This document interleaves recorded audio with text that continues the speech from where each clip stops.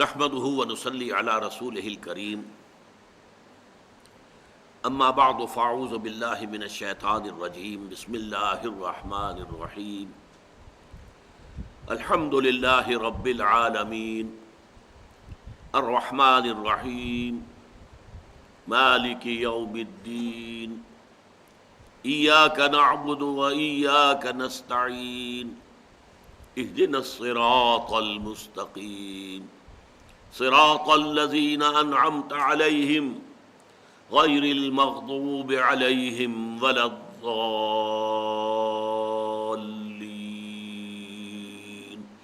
آمين رب اشرح لي صدري ويسر لي أمري واحلل عقدة من لساني يفقهوا قولي اللهم ربنا ألهمنا رشدنا واعذنا من شرور أنفسنا اللهم ارنا الحق حقا وارزقنا اتباعه وارنا الباطل باطلا وارزقنا اجتنابه آمین یا رب العالمین۔ سورہ فاتحہ جس کی ابھی میں نے تلاوت کی ہے، دو اعتبارات سے یہ قرآن مجید کی پہلی سورت ہے۔ ایک تو ترتیب مصحف میں آپ کو معلوم ہے کہ سورہ فاتحہ پہلی ہے، پھر سورہ بقرہ ہے۔ ایک ترتیب نزولی میں بھی یہ پہلی مکمل سورت ہے جو حضور پر نازل ہوئی۔ سورہ فاتحہ سے پہلے صرف متفرق آیات نازل ہوئی، 5 آیتیں سورہ علق کی، اقرأ بسم ربک الذی خلق خلق الانسان من علق اقرأ وربک الاکرم الذی علم بالقلم علم الانسان ما لم یعلم۔ اب یہ مکمل سورت تو نہیں ہے نا، سورۃ العلق تو 19 آیات پر مشتمل ہے، جس میں سے 5 یہ ہیں۔ دوسری وہی سورہ نون، 7 آیتیں، نون والقلم وما یسطرون ما انت بنعمت ربک بمجنون وان لک لاجرا غیر ممنون وانک لعلی خلق عظیم فستبصر ویبصرون بأیکم المفتون ان ربک هو اعلم بمن ضل عن سبیلہ وهو اعلم بالمہتدین۔ اب یہ 7 آیتیں۔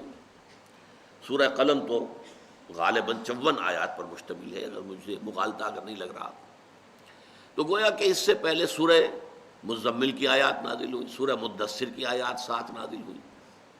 یہ سب کے سب جو ہیں یہ متفرق آیات ہیں، صورتیں نہیں۔ 5ویں وہی ہے سورۃ الفاتحہ، اور یہ مکمل سورت نازل ہوئی ہے محمد الرسول اللہ صلی اللہ علیہ وسلم پر۔ تو دونوں اعتبارات سے یوں سمجھ لیجئے کہ پہلی صورت ہے قرآن مجید میں ترتیب مصحف کے اعتبار سے بھی پہلی، اور ترتیب نزولی کے اعتبار سے پہلی مکمل صورت جو حضور پر نازل ہوئی۔ عربوں کا ایک خاص ذوق ہے، اور اس ذوق کے مطابق سورۃ الفاتحہ کے معاملہ بھی ہوا ہے۔ جو چیز انہیں بہت پسند ہوتی ہے اس کے لیے نام بہت سے رکھ دیتے ہیں۔ شیر کے لیے 5000 الفاظ، تلوار کے لیے اتنے الفاظ، گھوڑے کے لیے اتنے الفاظ۔ تو سورہ فاتحہ کے بھی بہت سے نام رکھے گئے۔ ایک سب سے زیادہ عام جو ہے، اور جو گویا کہ اس کا اسم علم بن گیا، حالانکہ وہ بھی صفاتی نام ہے، الفاتحہ۔ فتح یفتح کے معنی کھولنا، دی اوپننگ سورہ آف دی قرآن، اوپننگ سورہ، یہ انگریزی کے حوالے سے فتح، فتح کے معنی میں اوپن کرنا، کھول دینا، کھولنے والی سورت، یعنی یہ کہ مصحف کو کھولتے ہی جو سورت سامنے آئے گی وہ سورۃ الفاتحہ ہے۔ دی اوپننگ سورہ آف دی قرآن الفاتحہ۔ تو یہ گویا کہ اس کا صفاتی نام ہے، لیکن یہ اس کا اسم علم کی حد تک ہے کہ ہم سورۃ الفاتحہ کا اس کو سمجھتے ہیں کہ یہ اس کا نام۔ پھر اس کے ناموں میں سے ام القرآن، قرآن کی جڑ، قرآن کی ماں، اساس القرآن، قرآن کی بنیاد، السبع المثانی والقرآن العظیم، یہ بھی اس کے 2 نام ہیں۔ ایک حدیث ابھی میں آپ کو سناؤں گا اس کی روح سے۔ اصل میں یہ آیت ہے سورہ حجر کی، جس میں اللہ تعالیٰ نے اپنا احسان گنایا ہے حضور پر۔ وَلَقَدْ آتَيْنَاكَ سَبْعًا مِّنَ الْمَثَانِي وَالْقُرْآنَ الْعَظِيمَ لَا تَمُدَّنَّ عَيْنَيْكَ إِلَىٰ مَا مَتَّعْنَا بِهِ أَزْوَاجًا مِّنْهُمْ۔ اے نبی، ہم نے ان کافروں کو، ان مشرکوں کو، ان غافلوں کو جو دولت دنیا کی دے رکھی ہے، کبھی آپ کی نگاہ اس کی طرف نہ اٹھے، کبھی آپ کی نگاہ ادھر نہیں اٹھنی چاہیے۔ ہم نے آپ کو جو شے دی ہے وہ سب سے بڑی قیمتی شے ہے، سبعا من المثانی والقرآن العظیم آپ کو عطا کیا ہے۔ ان کی دولت، ان کا ساز و سامان، ان کے پاس جو کچھ ہے، ان کی کوئی حیثیت نہیں اس دولت کے مقابلے میں جو ہم نے آپ کو دی۔ تو یہ جو ہے سبع من المثانی والقرآن العظیم، حدیث میں ابھی میں آپ کو سنا دوں گا، اس میں بتایا گیا یہ سورہ فاتحہ ہی کے لیے الفاظ استعمال ہوئے۔ پھر اس کو سورۃ الحمد بھی کہتے ہیں، سورۃ الشکر بھی کہتے ہیں، سورۃ الصلاۃ بھی کہتے ہیں، سورۃ السؤال بھی کہتے ہیں، سورۃ المناجات بھی کہتے ہیں، یہ الکافیہ بھی ہے، الشافیہ بھی ہے شفا دینے والی، والوافیہ بھی ہے پورا کر دینے والی، تو الراقیہ بھی ہے، اسی کے ذریعے سے جھاڑ پونچھ کی جائے۔ چنانچہ بہت سے آپ سنتے ہوں گے 41 مرتبہ سورہ فاتحہ پڑھ کر مریض کو جو ہے پھونکا جائے تو اس سے شفا ہوتی ہے۔ تو اگر کرنا ہی ہے، کوئی جھاڑ پھونک کرنی ہے تو کسی اور شے سے نہ کرو، سورہ فاتحہ سے کرو، جو سب سے اونچی شے، جو اللہ تعالیٰ کی عظیم ترین نعمت ہے، جو اس نے اپنے نبی، اپنے محبوب محمد رسول اللہ کو عطا کی ہے۔ جہاں تک اس کی فضیلت کا تعلق ہے، اس کے لیے اب سب سے پہلے تو آپ حدیث سن لیجئے۔ یہ جامع ترمذی کی روایت ہے، عن ابی ہریرہ، حضرت ابو ہریرہ رضی اللہ تعالیٰ عنہ سے مروی ہے، ان رسول اللہ صلی اللہ علیہ وسلم قال لأبی ابن کعب، کہ حضور صلی اللہ علیہ وسلم نے حضرت ابی ابن کعب سے فرمایا۔ یہ ابی ابن کعب جو ہے یہ انصاری صحابہ میں سے تھے، اور یہ قرآن کے بہت بڑے عالم تھے، بہت بڑے عالم، یہاں تک کہ حضور کے اپنے الفاظ ان کے لیے یہ وارد ہوئے ہیں، اقرأہم ابی ابن کعب، میرے صحابہ میں سب سے بڑا قاری، سب سے بڑا عالم، اس لیے کہ اس وقت جو قاری ہوتا تھا وہ عالم ہوتا تھا، زبان ان کی اپنی تھی۔ آج ہمارے ہاں تو قاری وہ ہوتے ہیں جو عالم نہیں ہوتے، قرأت انہوں نے سیکھ لی ہے، بہت اچھے انداز میں وہ قرآن پڑھ سکتے ہیں، لیکن انہیں علم حاصل نہیں ہے۔ اس وقت کا معاملہ یہ نہیں تھا۔ تو عالمہم اقرأہم، سب سے بڑا قاری، سب سے بڑا عالم قرآن جو ہے وہ ابی ابن کعب ہے۔ تو ان سے بڑی محبت کے ساتھ پوچھا، اتحب ان اعلمک سورۃ، اے ابی کیا تم چاہو گے کہ میں تمہیں وہ سورت تلقین کروں، وہ سورت سکھاؤں، بتاؤں، لم ينزل فی التوراۃ ولا فی الانجیل ولا فی الزبور ولا فی القرآن مثلھا، جس کے مثل، جس جیسی کوئی صورت نہ تورات میں نازل ہوئی، نہ زبور میں نازل ہوئی، نہ انجیل میں نازل ہوئی، اور نہ ہی خود قرآن میں نازل ہوئی، یعنی بے مثل صورت۔ قرآن میں بھی اکثر و بیشتر آپ دیکھیں گے کہ جوڑوں کی شکل میں آیتیں ہمیں مل جاتی ہیں، ایک ہی مضمون مختلف پیرایوں میں قرآن میں بیان ہو جاتا ہے، لیکن یہ کہ یہ سورہ ایسی ہے کہ جس کا کوئی جوڑ جو ہے موجود نہیں۔ قال نعم یا رسول اللہ، جب حضور نے فرمایا اگر تم چاہو، کیا تم چاہتے ہو کہ میں تمہیں تلقین کروں وہ سورت کون سی ہے؟ قال نعم یا رسول اللہ، حضرت ابی ابن کعب نے عرض کیا کہ ضرور، اے اللہ کے رسول ضرور بتائیے۔ فقال رسول اللہ صلی اللہ علیہ وسلم، اس پر حضرت حضور صلی اللہ علیہ وسلم نے فرمایا، کیف تقرأ فی الصلاۃ، اچھا ذرا مجھے سناؤ تم نماز میں کیا پڑھتے ہو؟ قال فقرأ ام القرآن، تو حضرت ابی ابن کعب نے ام القرآن یعنی سورہ فاتحہ پڑھی۔ فقال رسول اللہ صلی اللہ علیہ وسلم، اس پر فرمایا اللہ کے رسول صلی اللہ علیہ وسلم نے، والذی نفسی بیدہ، اس ذات کی قسم ہے جس کے ہاتھ میں میری جان ہے، ما انزلت فی التوراۃ ولا فی الانجیل ولا فی الزبور ولا فی القرآن مثلھا، اس سورہ فاتحہ جیسی کوئی صورت نہ قرآن میں نازل ہوئی ہے، نہ زبور میں، نہ انجیل میں، نہ تورات میں۔ وَإِنَّهَا سَبْعٌ مِّنَ الْمَثَانِي، اور یہی ہے وہ سبع مثانی جس کا سورہ ہجر میں تذکرہ کیا گیا، وَلَقَدْ آتَيْنَاكَ سَبْعًا مِّنَ الْمَثَانِي، یہ وہ 7 آیات ہیں جو بار بار پڑھی جاتی ہیں۔ اب آپ معلوم ہے آپ فجر کی نماز پڑھتے ہیں 4 مرتبہ آپ نے سورہ فاتحہ پڑھی، ظہر کی نماز پڑھتے ہیں تو آپ نے 10 مرتبہ یا 12 مرتبہ سورہ فاتحہ پڑھی کہ نہیں پڑھی؟ اسی طریقے سے رات کی عشاء کی نماز پڑھتے ہیں، سورہ فاتحہ بار بار دہرائی جانے والی، 7 ایسی آیتیں جو بار بار دہرائی جاتی ہیں۔ اور والقرآن العظیم، اور یہ خود اپنی جگہ پر قرآن عظیم ہے، اپنی جگہ پر اس کا رتبہ کیا ہے؟ یہ قرآن عظیم، بہت بڑا قرآن یہ ہے، الذی اعطیتہ، یہ وہ قرآن عظیم ہے جو اللہ تعالیٰ کی طرف سے مجھے عطا کیا گیا ہے۔ حضرت انس سے رضی اللہ تعالیٰ عنہ، یہ حاکم کے اندر روایت موجود ہے کہ یہ افضل القرآن ہے، قرآن مجید کی سب سے فضیلت والی صورت۔ اور مسند عن عبداللہ ابن عباس رضی اللہ تعالیٰ عنہ یہ الفاظ آئے ہیں کہ یہ 2/3 قرآن کے مساوی ہے۔ بہرحال یہ اس کی فضیلت کے لیے کچھ میں نے حوالے آپ کو دے دیے۔ اب آئیے چوتھی بات، یہ نماز کا جزو لازم ہے۔ اصل نماز یہی ہے۔ یہ تو بعد میں آپ کو ایک حدیث قدسی سناؤں گا انشاءاللہ، اگلا جو درس ہوگا اس کے حوالے سے بہت سی باتیں واضح ہوں گی۔ اس وقت یہ ہے کہ اصل نماز یہی ہے، یہ سورہ فاتحہ۔ چنانچہ میں آپ کو حدیث سنا رہا ہوں جو صحیح بخاری میں بھی ہے، صحیح مسلم میں بھی ہے، جامع ترمذی میں بھی ہے، سنن ابی داود میں بھی ہے، سنن نسائی میں بھی ہے، اور بہت سی کتابوں میں موجود ہے۔ اور یہ عن عبادۃ بن صامت رضی اللہ تعالی عنہ، حضرت عبادہ بن صامت سے ہے مرفوعا کہ حضور نے فرمایا لا صلاۃ لمن لم یقرأ بفاتحۃ الکتاب، اس شخص کی کوئی نماز نہیں ہے جس نے کہ سورہ فاتحہ کی تلاوت نہیں کی۔ اب اس سے ہمارے ہاں ایک بڑا اختلاف پیدا ہوا، وہ نوٹ کر لیجیے۔ ایک رائے یہ ہے، آپ اگر علیحدہ نماز پڑھ رہے ہیں تو ظاہر بات ہے کہ آپ کو ہر رکعت میں خود پڑھنی ہی پڑھنی ہے سورہ فاتحہ۔ جب باجماعت پڑھ رہے ہیں اب کیا شکل ہو؟ امام پڑھ رہا ہے سورہ فاتحہ تو کیا مقتدی کو بھی پڑھنی چاہیے؟ اس حدیث میں جو الفاظ کی شدت ہے اس کی بنا پر رجحان یہ ہوتا ہے کہ یقیناً اس صورت میں ہر شخص کو لا صلاۃ لمن لم یقرأ بفاتحۃ الکتاب، جس نے کہ فاتحہ کی تلاوت نہیں کی، قرأت نہیں کی، اس کی کوئی نماز ہی نہیں۔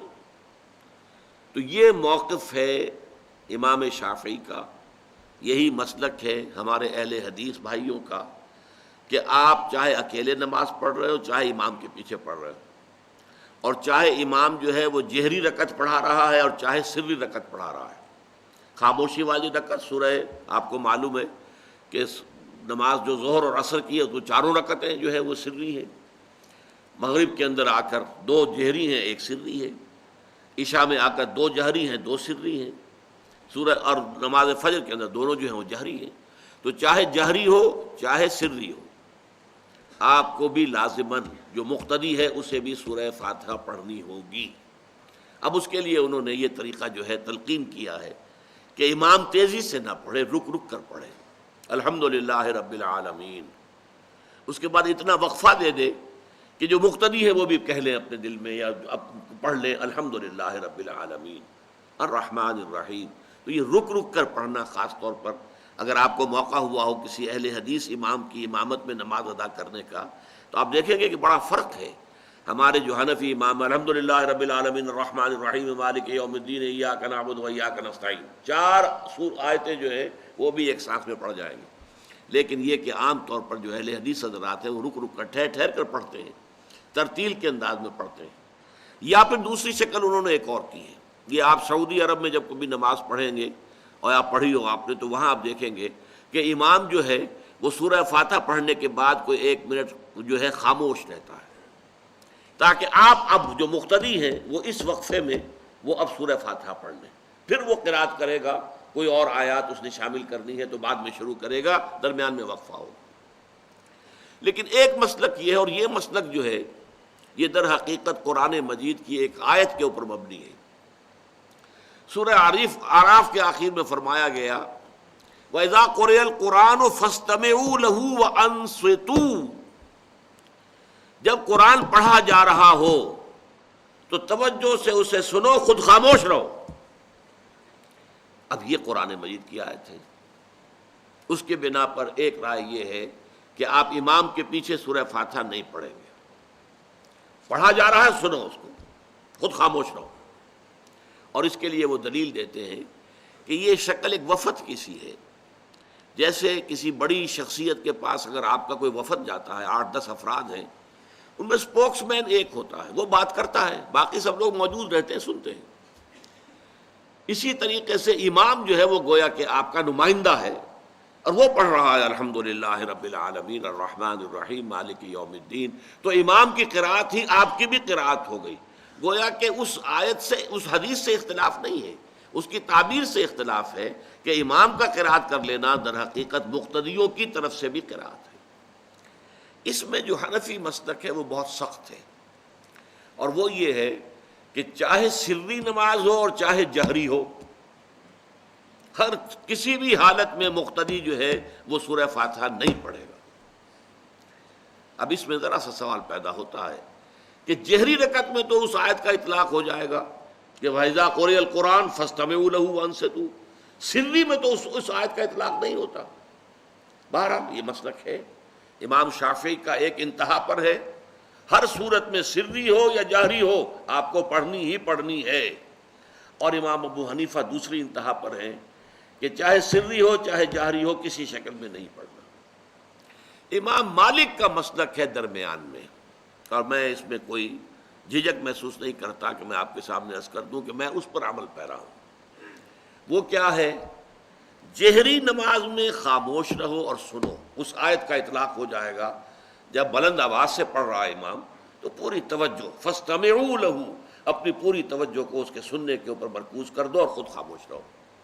سری رکعت میں البتہ جبکہ وہ بھی خاموشی سے پڑھ رہا ہے، آپ بھی خاموشی سے پڑھ رہے ہیں۔ بہرحال ان چیزوں میں میں نے یہ سب کچھ بیان کیا ہے، تو اس سے جو میرا مقصود ہے وہ یہ ہے کہ معلوم ہو جائے کہ اس میں کوئی بڑی بنیادی بات نہیں ہے، نہ یہ کہ جو حنفی ہیں وہ اس حدیث کا انکار کرتے ہوں کہ لا صلاۃ لمن لم یقرأ بفاتحۃ الکتاب، کیسے وہ انکار کریں گے، اور نہ ہی کوئی جو حنبلی ہے یا اہل حدیث ہے وہ قرآن کی اس آیت کا اختلاف سے جو ہے وہ اختلاف کر سکتا ہے کہ اذا قرئ القرآن فاستمعوا لہ وانصتوا، لیکن یہ کہ اس کے پھر اس سے جو احکام کا استنباط ہے اس میں اختلاف ہو جاتا ہے، تو اس کو نہیں سمجھنا چاہیے کہ یہ کوئی بہت بڑی اہمیت والی بات ہے۔ اب آئیے، اصل نماز سورہ فاتحہ ہے۔ اس کو میں اصل میں عرض کروں گا، جیسا کہ میں نے آپ سے بتایا کہ ایک حدیث قدسی کے اعتبار سے کہ جس میں الفاظ آتے ہیں کہ قسمت الصلاۃ بینی و بین عبدی نصفین، میں نے نماز کو اپنے اور اپنے بندے کے درمیان آدھا آدھا تقسیم کر لیا، فنصف لی و نصف لعبدی ولعبدی ما سال، اس کا آدھا حصہ میرے لیے ہے اور آدھا میرے بندے کے لیے، اور میرے بندے کے لیے ہے جو اس نے مانگا میں نے دیا۔ تفصیل سے گفتگو ہوگی اس حدیث پر انشاءاللہ۔ یہ مسلم شریف کی روایت ہے حضرت ابو ہریرہ رضی اللہ تعالیٰ عنہ سے۔ ان الفاظ کے بعد پھر ساری شرح بیان کی گئی ہے سورہ فاتحہ کی، کہ جب بندہ کہتا ہے الحمدللہ رب العالمین، اللہ فرماتا حمدنی عبدی، میرے بندے نے میری حمد کی ہے۔ بندہ کہتا ہے الرحمن الرحیم، اللہ فرماتا مجدنی عبدی، میرے بندے نے میری تمجید، میری بزرگی کا بیان کیا۔ جب بندہ کہتا مالک یوم الدین، اللہ فرماتا اثنا علی عبدی، میرے بندے نے میری ثنا کی ہے۔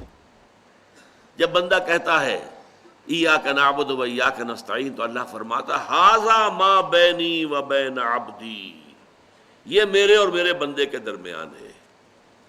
ولعبدی ما سال، میرے اور میرے بندے کے درمیان ہے، کس معنی میں؟ یہ معاہدہ ہے میرا اور میرے بندے کا کہ میری ہی بندگی کرے گا، مجھے سے مدد مانگے گا، اور جو اس نے مدد مانگی ہے میں نے دی، گرانٹڈ۔ اور پھر جب بندہ کہتا ہے اہدنا الصراط المستقیم صراط الذین انعمت علیہم غیر المغضوب علیہم ولا الضالین، تو اللہ فرماتا ھذا لعبدی، یہ میرے بندے کے لیے اور میرے بندے کے لیے ہے جو اس نے مجھ سے مانگا۔ اس اعتبار سے اصل نماز قسمت الصلاۃ بینی و بین عبدی نصفین، اس صلاۃ کے اعتبار سے جان لیجئے کہ اس کے اندر جو ہے سورہ فاتحہ ہی کی شرح آئی ہے، تو گویا کہ اصل نماز سورہ فاتحہ ہے۔ ایک اور اس کا جو تمہیدی مضمون آ جائے، اس کی آیات کا معاملہ جو ہے 7 آیات متفق علیہ، سب کے نزدیک 7 آیتیں۔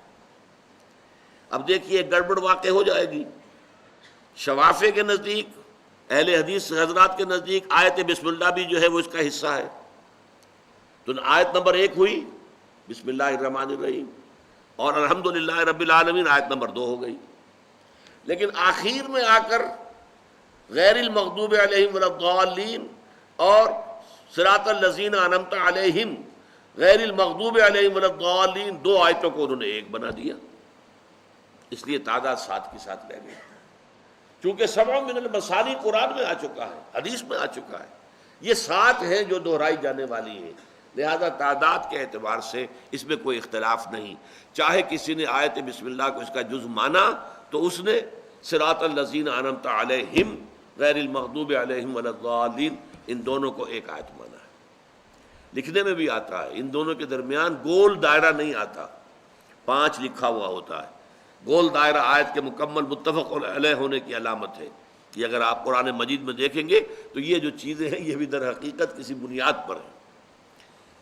اب اصل بات یہ سمجھنی ہے کہ اس آیت کا موضوع کیا ہے، اس سورت کا۔ پہلے ترجمہ کر لے، الحمد للہ رب العالمین، کل شکر اور کل ثنا اللہ کے لیے ہے جو تمام جہانوں کا مالک اور پروردگار ہے۔ تفصیل بعد میں آئے گی، اس وقت صرف یہ کہ یہ ترجمہ یا ترجمانی آپ سمجھ لیجیے۔ الرحمن الرحیم، رحمان ہے اور رحیم ہے، تفصیل ہم پڑھ چکے، رحمان سے مفہوم کیا اور رحیم سے کیا۔ مالک یوم الدین، جزا و سزا کے دن کا مختار مطلق، وہی فیصلہ کرے گا اور کوئی آڑے نہیں آ سکے گا، جیسے کہ قرآن میں آتا ہے لمن الملک اليوم للہ الواحد القہار، اعلان کیا جائے گا آج کس کے ہاتھ میں ہے اختیار اور بادشاہی۔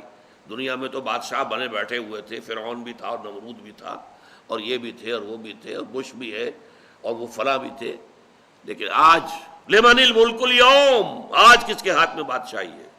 للہ الواحد القہار، آج اور کسی کے پاس کوئی اختیار نہیں۔ مالک یوم الدین، ایاک نعبد و ایاک نستعین۔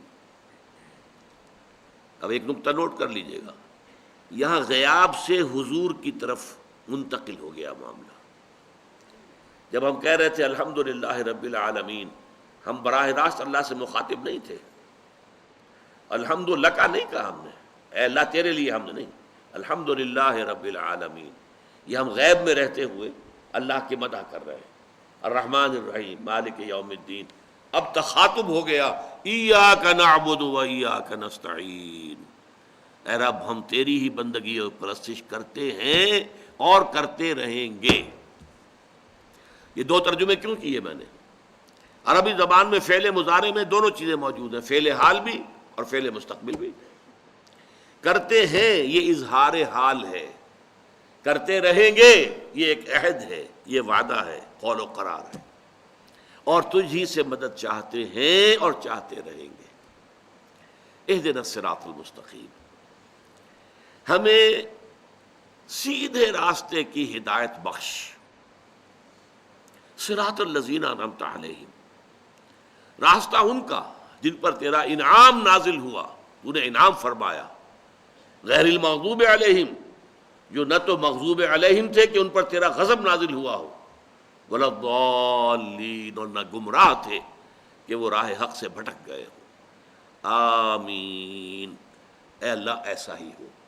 یہ آمین کا لفظ بھی نوٹ کر لیجئے، یہ لازم ہے، البتہ فرق کیا ہے؟ وہی بالجہر کہیں گے یا خاموشی سے کہیں گے، اس میں اختلاف نہیں ہے، کہنا ضرور ہے آمین۔ اور یہ آمین وہ ہے کہ جو عیسائیوں کے ہاں بھی ہے، یہودیوں کے ہاں بھی ہے۔ اگر آپ کبھی ان کو کرتے سنیں پریئر آمین آمین آمین، یہ ہے، یہ پرانی چیز چلی آ رہی ہے۔ اے رب ایسا ہی ہو، پروردگار ایسا ہی ہو، پروردگار جو دعا کی جا رہی ہے اسے شرف قبول عطا فرما۔ اب اصل میں سوال ہے، یہ ہے فلسفیانہ سوال، اصل میں اس سورہ مبارکہ کا مقام کیا ہے قرآن مجید میں؟ اسے اساس القرآن کہا گیا، ام القرآن کہا گیا، یہ کیوں؟ دیکھیے سورہ لقمان کے دوسرے رکوع کے درس کو ذہن میں لے آئیے، جو حضرات بھی اس میں شریک رہے ہیں۔ ایک مضمون جو بڑی وضاحت سے میں نے اس وقت بیان کیا تھا، وہ کیا تھا؟ انسان بحیثیت انسان اگر اس کی فطرت کج نہ ہو جائے، مسخ نہ ہو جائے، پرورٹڈ نیچر نہ ہو، فطرت سلیمہ، اور اس کے ساتھ ہی عقل سلیم ہو، عقل سیدھی راستے کے اوپر چلنے والی ہو. تو بعض حقائق کائنات کے ایسے ہیں کہ جن تک وہ از خود پہنچ جاتا ہے. حضرت لقمان نہ نبی تھے نہ کسی نبی کے پیرو تھے، ہاں فطرت سلیمہ اور عقل سلیم سے اللہ تعالیٰ نے انہیں نوازا تھا، جس کے نتیجے میں انہیں حکمت حاصل ہو گئی. وَلَقَدْ آتَيْنَا لُقْمَانَ الْحِكْمَةَ أَنِ اشْكُرْ لِلَّهِ، ہم نے لقمان کو حکمت عطا کی کہ شکر کر اللہ کا. لیکن یہ شخص جو ہے، جو یہاں تک تو پہنچ گیا، یہاں تک بھی پہنچ گیا. سورہ لقمان میں ہم نے دیکھا یا بنی انہا ان تک مثقال حبۃ من خردل فتکن فی صخرۃ او فی السماوات او فی الارض یات بہ اللہ ان اللہ لطیف خبیر. اے میرے بچے، نیکی یا بدی چاہے رائی کے دانے کے ہم وزن ہو اور چاہے وہ کسی چٹان میں ہو، زمین کے پیٹ میں ہو یا خلاؤں اور فضاؤں میں ہو، اللہ اسے لے آئے گا. اللہ باریک بین ہے اور باخبر ہے. تو فطرت انسانی اور عقل انسانی کے نتیجے میں دو چیزوں تک تو انسان، فطرت سلیمہ رکھنے والا انسان، عقل سلیم کی دولت سے مالا مال انسان خود پہنچ جائے گا، اللہ کو پہچان لے گا اور جزائے اعمال کہ نیکی اور بدی کی جزا ضرور ہوگی. ان دو چیزوں کو پہچان لے گا.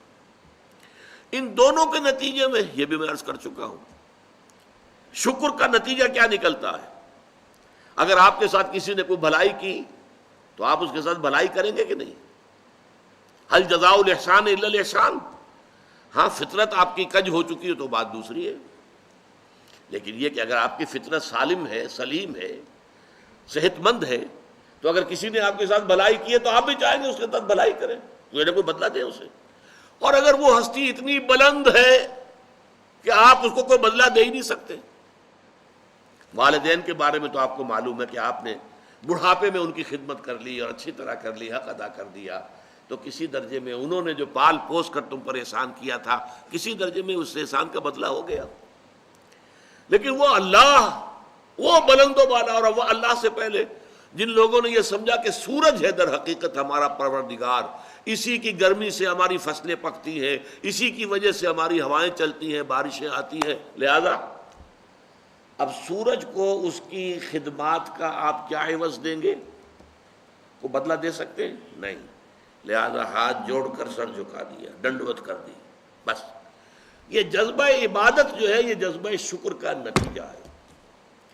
جس ہستی نے آپ پر احسان کیا ہے، آپ اس کے احسان کا بدلہ کچھ اور نہیں دے سکتے، تو حمد کیجئے، ثنا کیجئے، ہاتھ جوڑیے، ڈنڈوت کیجئے، سجدہ کیجئے، یہ اس کا.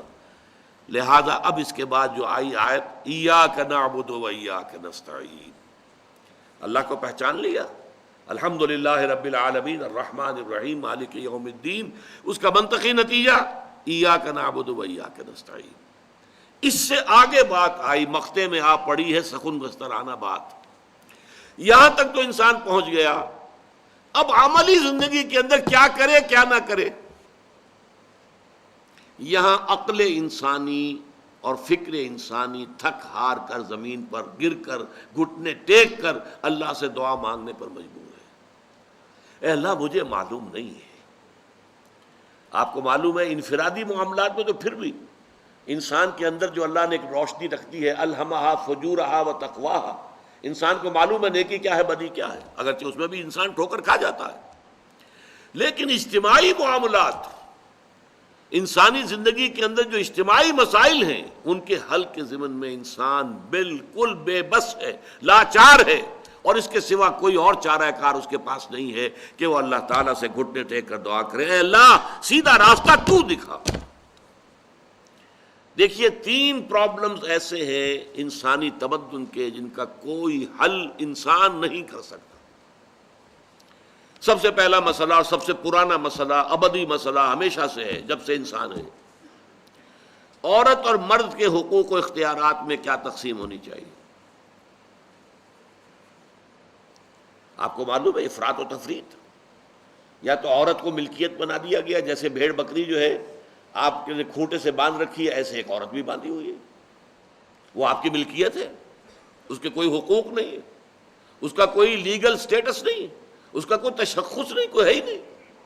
یا وہ انتہا ہوگی اور یا وہ انتہا ہے جو آج آ گئی ہے، بالکل مرد کے شانہ بشانہ، ساری تخلیقی مصلحتوں کو چھوڑا، ساری جو بھی انسان کی جو انیٹومیکل جو بھی ڈفرینسز ہیں ان کو چھوڑا، جو سائیکولوجیکل فرق ہے ان کی تخلیق میں اس کو بھی ایک جیسے برابر، نہیں قطعاً نہیں۔ ان دونوں کے درمیان کیا توازن ہے؟ یا وہ لونڈی بن گئی، بھیڑ بکری کی طرح کی ملکیت بن گئی، اس کا کوئی حق نہیں، اس کا کوئی لیگل سٹیٹس نہیں، اس کے والدین نے جہاں چاہا شادی کر دی، اس کی مرضی پوچھنے کا کوئی سوال ہی نہیں، جس کے چاہا حوالے کر دیا۔ وہ آج جو چل رہی ہے ونی کی رسم، وہ عورت کا کیا اختیار اس کے اندر ہے، اس بچیوں کا کیا اختیار ہے؟ وہ 1.5 سال کی ایک بچی بھی دے دی گئی ہے، انا للہ و انا الیہ راجعون، جو چاہے کریں۔ یہ تو ایک انتہا ہے۔ دوسری انتہا بالکل برابر، نتیجہ کیا نکلا ہے؟ بالکل برابر میں خاندانی نظام برباد ہو گیا، اس لیے کہ ایک ادارے کے 2 سربراہ برابر اختیار والے نہیں ہو سکتے۔ کسی محکمے کے 2 ڈائریکٹر ہو سکتے ہیں، کسی فرم کے مینیجنگ ڈائریکٹر 2 ہو سکتے ہیں، ڈائریکٹر 10 بنا لیں آپ، مینیجنگ ڈائریکٹر 1 ہوگا۔ کسی فرم کا چیئرمین 1 ہوگا، 2 نہیں ہو سکتے۔ کسی بھی ادارے کی اگر 2 بنا دیں گے فساد ہوگا، جھگڑا ہوگا، ان دونوں کے درمیان رسا کشی ہوگی۔ یہی تو ہمارا سب سے بڑا مسئلہ بنا ہوا ہے۔ پاکستان کا مسئلہ کیا ہے؟ ہم نے پارلیمانی نظام اختیار کیا ہوا ہے، انتہائی بیہودہ نظام، غیر منطقی نظام۔ آپ نے 2 بڑی بڑی سیٹس کریٹ کر دی، ایک ہیڈ آف دی اسٹیٹ ہے، ایک ہیڈ آف دی گورنمنٹ ہے۔ اب ان دونوں کے درمیان حقوق اور فرائض اور اختیارات کا کیا تقسیم ہوگی؟ ہو ہی نہیں سکتی۔ یا سارا کچھ صدر کے پاس جائے گا اور وزیر اعظم جو ہے وہ جونیجو کی مانند وزیر اعظم بن جائے گا، یا سارا کچھ وزیر اعظم کے ہاتھ میں ہوگا اور صدر جو ہے چودھری فضل الہی بن جائے گا، کہ جس کو وہاں ان کی دیواروں پر لکھا گیا تھا رہا کرو انہیں، چودھری فضل الہی کو رہا کرو، یہی ہوگا۔ تو ایک گھر کے 2 جو ہیں 2 سربراہ نہیں ہو سکتے، خاندانی ادارہ تباہ ہو چکا ہے۔ اور جیسے کہ یہ آپ کو کہاوت ہے کہ جس بلی کی دم کٹ جائے وہ چاہتی ہے کہ تمام بلیوں کی دمیں کٹ جائیں۔ یورپ میں، امریکہ میں برباد ہو گیا خاندانی ادارہ، آج وہ تلے ہوئے ہیں کہ مشرق میں اور خاص طور پر مسلمان ممالک میں ابھی اگر کچھ انٹیکٹ ہے یہ خاندانی ادارہ، کچھ خاندانی اقدار ہیں جو برقرار ہیں، کچھ والدین کی عزت اور عظمت اور کچھ ان کا احترام اور ادب اور خدمت کا مادہ ہے جو برقرار ہے۔ چاہتے ہیں کہ ختم ہو جائے، تباہ و برباد ہو جائے۔ والدین بوڑھے ہو گئے تو پھینکو ان کو اولڈ ایج ہاؤسز کے اندر، اولڈ ہاؤسز میں، گھر میں کائے کو رکھنا ہے؟ نوجوان جوڑا ہے، اس کے خامخواہ ان کی خواہشات اور ان کے معمولات میں بیچ میں آڑے آنا۔ بوڑھی ماں جو ہے بولے بغیر رہے گی نہیں، دنگا فساد ہوگا تو رکھو اس کو وہاں پر اولڈ ہاؤس کے اندر۔ اللہ اللہ خیر سلام۔ یہ ہے اصل میں مسئلہ۔ اب عورت اور مرد کے درمیان کیا توازن ہو، انسان نہیں سوچ سکتا۔ دیکھیے، انسان یا مرد ہوگا یا عورت ہوگی۔ مرد سوچے گا تو وہ اپنے اعتبار سے سوچے گا، عورت کی نفسیات کیا ہے، عورت کے احساسات کیا ہیں، اس کو کیا پتا۔ عورت سوچے گی تو اپنے اعتبار سے سوچے گی، مرد کے احساسات کیا ہوتے ہیں، مرد کی نفسیات کیا ہوتی ہیں، اسے کیا پتا۔ لہذا یا ادھر کا ہوگا یا ادھر کا معاملہ ہوگا۔ ایک ہی ذات دے سکتی ہے آپ کو نظام، جو مرد کی بھی خالق ہے، عورت کی بھی خالق ہے، اسی نے بنایا دونوں کو، اور دونوں ہی اس کے لیے اولاد کے مانند ہیں۔ یہ حدیث نبوی کا ترجمہ کر کے بتا رہا ہوں آپ کو۔ حضور نے فرمایا الخلق عیال اللہ، یہ خلق جو ہے مخلوق ہے، یہ اللہ کے کنبے کے مانند ہے۔ تو مرد بھی اللہ کے اس کنبے میں شامل ہے، عورتیں بھی شامل ہے۔ اس نے نظام دیا، شادی بیاہ کے یہ قوانین ہونے چاہیے، طلاق وغیرہ کا یہ مسئلہ ہونا چاہیے۔ یہ سارا ضابطہ جو دیا ہے وہ اس لیے دیا ہے کہ یہ انسان اپنے ذہن سے نہیں سوچ سکتا۔ آج تباہی آ گئی ہے مغرب کے اندر، شادی کرنا ہی نہیں چاہتے۔ وی آر لیونگ ٹوگیدر، شادی کریں گے تو نتیجہ پتہ ہے کیا نکلتا ہے؟ آپ نے اپنی بیوی کو طلاق دی، سب سے پہلے تو یہ کہ آدھی پوری آپ کی جو ملکیت ہے اس کا آدھا حصہ دے دیے اسے۔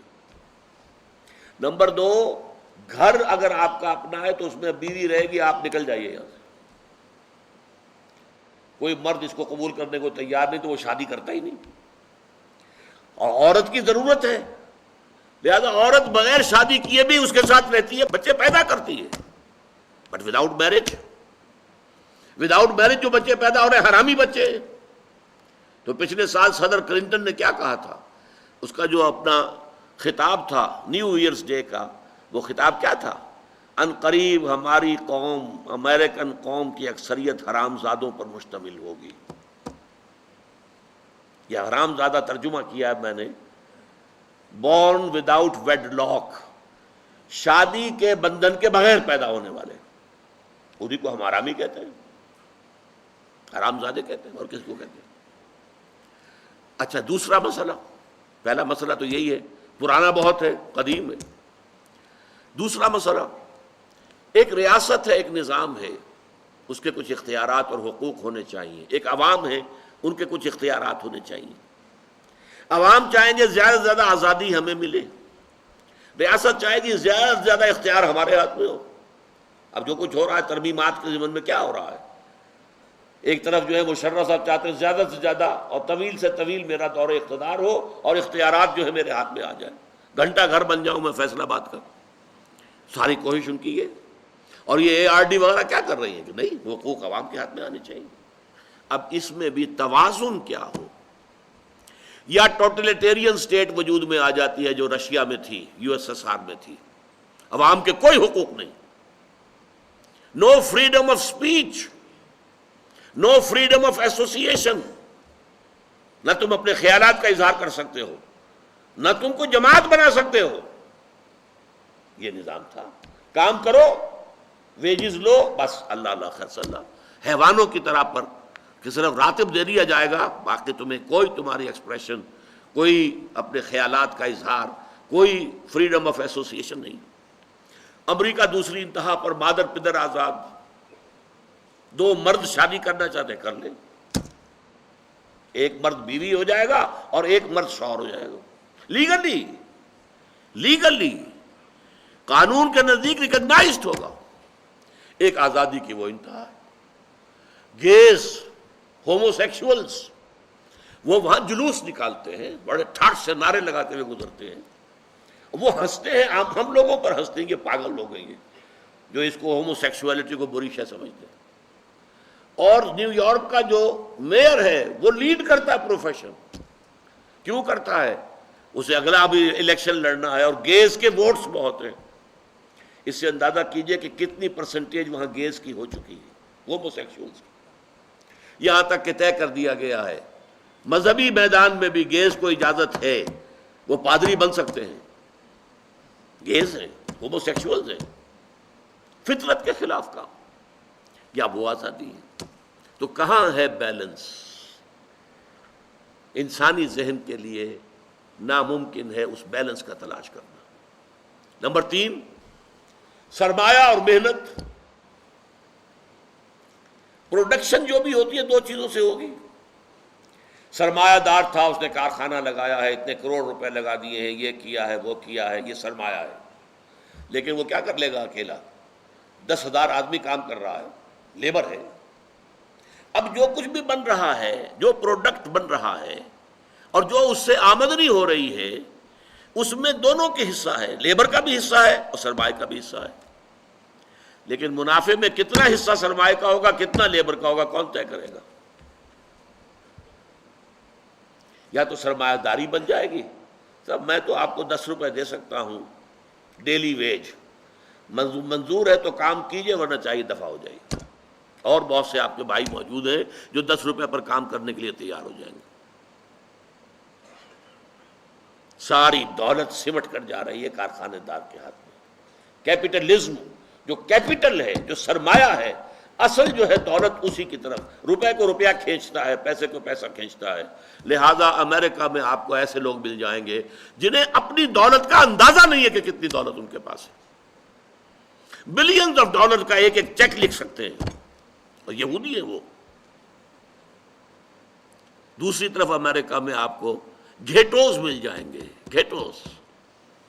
اور ایک ہی جزیرہ ہے مینہٹن، کوئی 11 میل لمبا ہے، چوڑائی کہیں 2-3 میل ہے، کہیں ذرا زیادہ ہے.